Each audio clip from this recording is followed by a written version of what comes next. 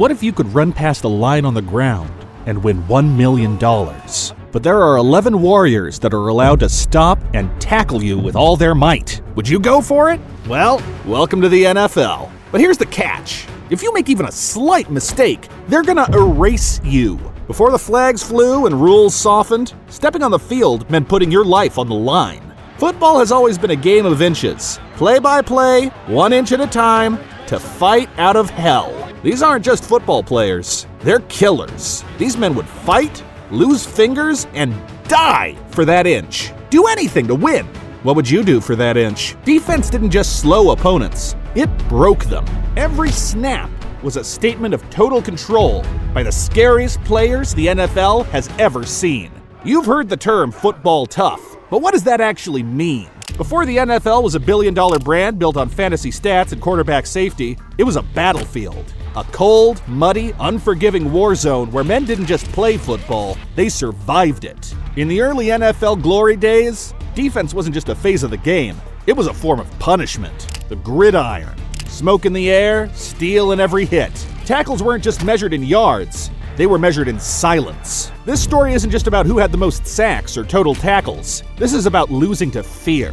Fear of looking up and seeing those eyes staring through your soul. Fear of hearing footsteps and knowing it was your turn. We are going to go over the craziest and most feared men in the history of football. How men like Ray Lewis, Jack Tatum, and Dick Butkus, yes, his name is really Dick Butkus, sent men like Terry Bradshaw and Tom Brady sweating standing on that line of scrimmage game after game. From Deacon Jones in the 60s, who coined the term head slap and literally invented the word sack. These monsters are not like the ones you see in movies, or like the ones under your bed at night. These monsters are in disguise. You might even walk by them in the store and not even know you just faced death by one of the toughest men to play the game of football. Number 10, all-time sack leader Bruce Smith. 6'4", 265 pounds, regarded as one of the most dominant defensive players in NFL history. Selected first overall by the Buffalo Bills in the 1985 NFL Draft, Smith would go on to terrorize quarterbacks for nearly 2 decades. Relentless motor, elite technique, and unmatched power, he racked up 200 career sacks, the most in league history. Yes, 200! Smith was the cornerstone of the Bills' incredible run of 4 consecutive Super Bowl appearances in the early 90s. His ability to explode off the line and dismantle offensive linemen earned him 11 Pro Bowl selections, 2 NFL Defensive Player of the Year awards, and a spot on both the NFL 1980s and 1990s All-Decade teams. Offenses schemed around him. Double teams didn't matter. Smith showed up year after year and dominated until his retirement in 2003. Inducted into the Hall of Fame in 2009, Bruce Smith isn't just the sack king. He's a blueprint for greatness at defensive end. A legend in cleats. If he is number 10, I can't wait to see the rest. Number 9, Weapon X himself, Brian Dawkins. 6'0", 210 pounds. Not the biggest player on the field, but his hits were. Drafted in the 2nd round by the Philadelphia Eagles in 1996, Dawkins went on to become one of the most feared and respected safeties the NFL has ever seen. Pure raw instinct, a literal weapon. With unmatched intensity, precise instincts, and violent explosiveness, it was the aura. Dawkins would morph into Weapon X before every game, channeling Wolverine-like aggression into every snap. He hit hard, then he hit harder with purpose. Ball carriers weren't tackled, they were erased. Racking up 1,131 tackles, 37 interceptions, and countless hits that made receivers think twice before crossing the middle. He was the emotional engine of the Eagles for over a decade, earning 9 Pro Bowl selections, 5 All-Pro nods, and a place on the NFL 2000's All-Decade team. Inducted into the Hall of Fame in 2018, Dawkins' legacy left a fear in the air that will be felt for decades. A memorable 2002 hit on Giants receiver Ike Hilliard, knocking him out of the game with a concussion and showcasing his ferociousness. Number 8, the most feared lineman of the 90s. Reggie White, the minister of defense, used biblical strength to flatten QBs. Played with faith, fire, and freakish power. Reggie White was a rare blend of overwhelming size, balance, and spiritual conviction. Powerful and unyielding at 6'5" and 291 pounds. Drafted in 1984 by the USFL's Memphis Showboats and later joining the Philadelphia Eagles, White dominated offensive linemen with his trademark club move, tossing 300-pound men aside like traffic cones. White accumulated 198 career sacks, placing him just behind Bruce Smith on the all-time leaderboard.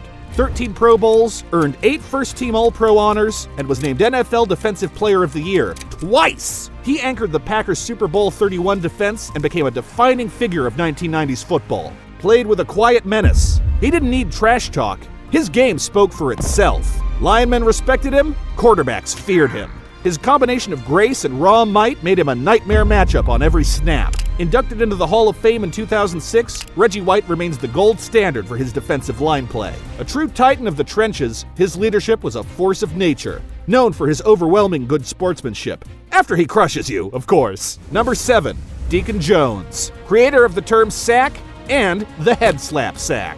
A predator with a purpose. The original quarterback nightmare. David Deacon Jones wasn't just your average pass rusher. At 6'5", 270 pounds, with explosive speed and violent hands, Jones dominated offensive lines in an era where quarterbacks were barely protected.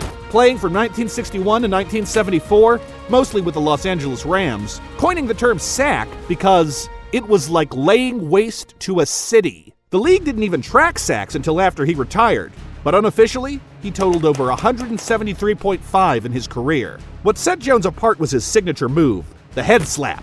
A brutal, open-handed strike to an offensive lineman's helmet that stunned, disoriented, and cleared a path to the quarterback. It was so effective, it was eventually banned by the NFL. That alone speaks volumes. He was a founding member of the Rams' fearsome foursome, and is widely credited with changing how defenses approached the game.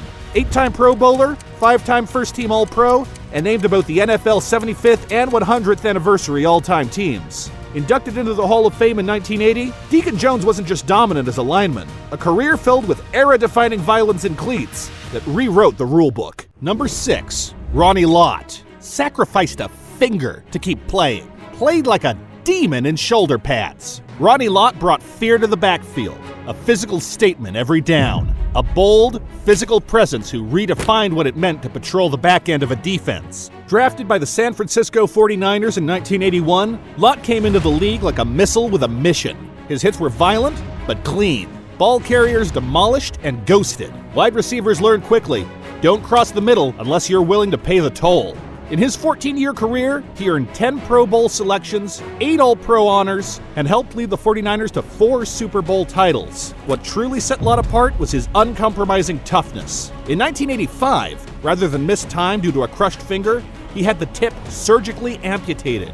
A story that's become legend in NFL circles. With 63 career interceptions and hundreds of bone-jarring tackles, Lott was both a playmaker and an enforcer. He brought linebacker aggression to the safety position and set the tone for one of the most dominant dynasties in NFL history. Inducted into the Hall of Fame in 2000, Ronnie Lott remains the gold standard for defensive backs. A leader, a punisher, a force, and the definition of football grit. And if you don't want this guy chasing you down the field, you should subscribe before he finds out you're not. Number 5, the face of football fury, Dick Butkus. Yes, funny, but there is no funny business when it comes to this guy. Raw violence, Hall of Fame rage, tackled like he was punishing you for existing. The legend of Dick Butkus is unreal. A player that redefined football. Drafted by the Chicago Bears in 1965, Butkus entered the NFL like a whirlwind of rage and instinct. At 6'3" and 245 pounds, he was the prototype for middle linebackers, combining brute strength with sideline-to-sideline awareness and a bloodhound's nose for the ball. Butkus was the definition of football tough. Opponents said you could hear his growl before you felt his hit. He delivered tackles with bad intentions, often standing over the ball carrier like a warning sign to the next one. In an era with fewer rules and even fewer pads, Butkus hit harder, played angrier, and left quarterbacks visibly shaken. He was terrifying to play against. With over 9 seasons, he racked up 1,020 tackles, 22 interceptions, and 27 fumble recoveries, often ripping the ball from his opponent's hands like it was personal. He played until his body literally couldn't anymore. Inducted into the Hall of Fame in 1979, Butkus remains the measuring stick for toughness at the position. A one-man demolition crew, the embodiment of old-school violence, and without a doubt, a deadly player.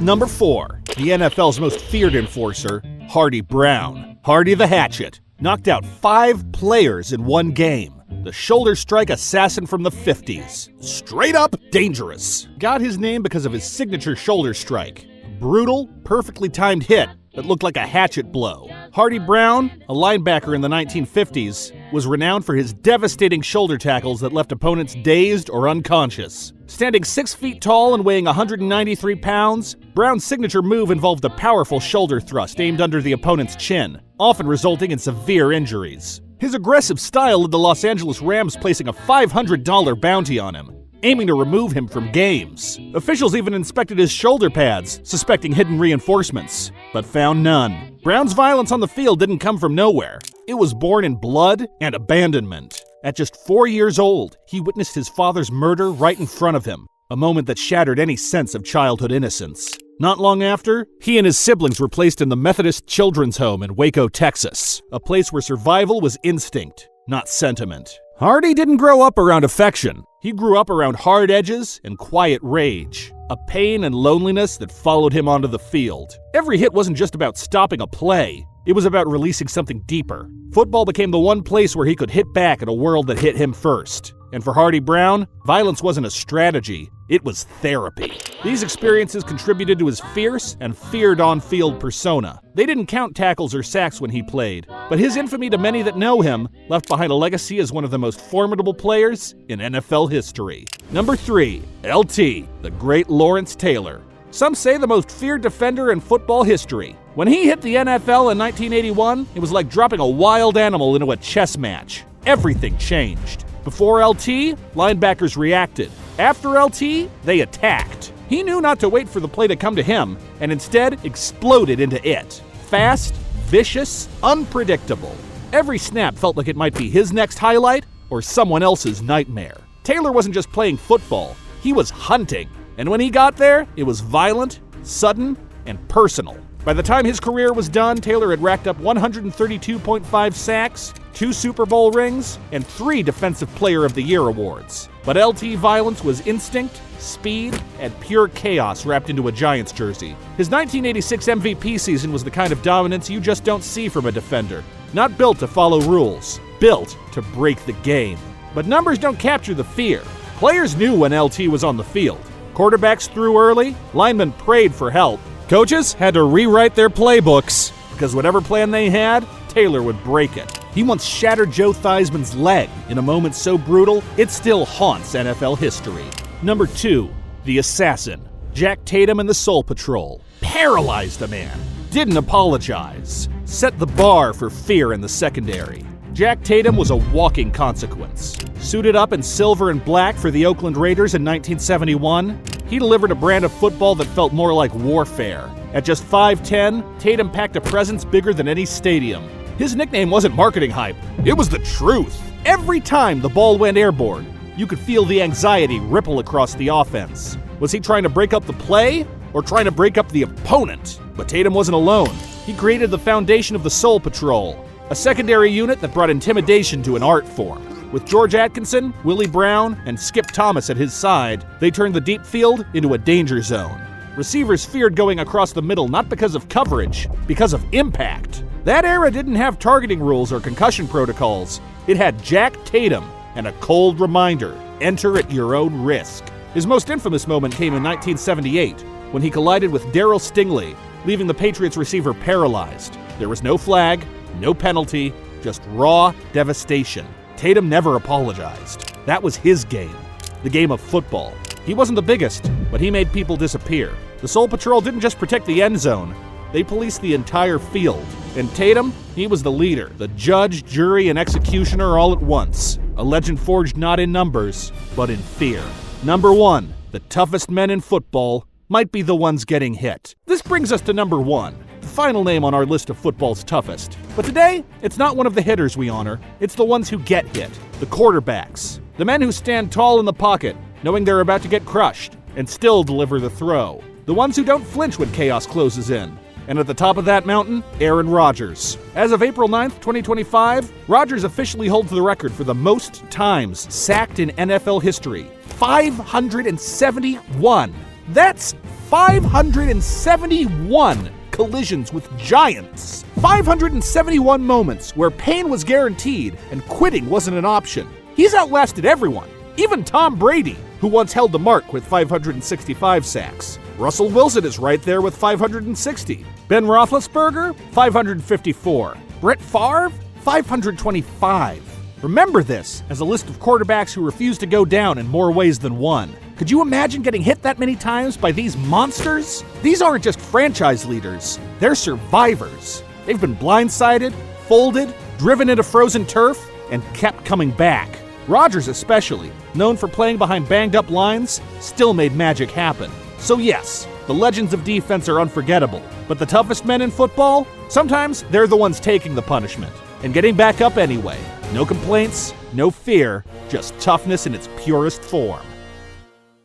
What drove these men was rage, obsession, and something primal. To play defense not to just win games. Real-life hunters looking for prey. Apex predators on Gatorade. Quarterbacks threw faster, receivers cut routes short, and coaches reworked entire schemes just to avoid them. Because these weren't just athletes, they were destroyers. Deacon Jones, the original headhunter, invented the head slap to ring linemen's bells before they could react, which proved so lethal, the league banned it. They took something from you, and the fear lingered long after the play was dead. Brian Dawkins, known as Weapon X, transformed on the sidelines before every game, twisting, twitching, becoming unhinged. His hits looked like exorcisms. Ray Lewis once hit a fullback so hard the man didn't remember anything until the locker room. Opponents adjusted. Receivers avoided the middle, QBs begged for max protection, and extra padding became standard. But fans loved it. They cheered the destruction because it was football in its rawest form. Unfiltered, unforgiving. But eventually the league had to act. Concussions, lawsuits, highlight reels that looked like crime scenes. New rules came fast. Targeting penalties, helmet-to-helmet bans. Roughing the passer was even redefined. But the damage was done. Jack Tatum, Dick Butkus, LT, Sean Taylor, their hits didn't just change games, they rewrote history. And though the NFL may evolve, one thing remains. You can't erase the violence that built football, and you'll never forget the men who made it feared. You can't erase the past. These players forged their names in sweat, pain, and legacy. Their tapes still circulate locker rooms as inspiration and a warning. They made football what it is, and in some ways, what it will never be again. They say legends never die, but some leave scars. These feared monsters earned the title as the toughest men in NFL history. How does one man stand out in an ocean of warriors? The ones who forced opponents to look over their shoulders? They took the choice away and changed the game forever. Because fear doesn't end on the field. Go out there like a pack of wild dogs and have some fun. Said by the great Lawrence Taylor.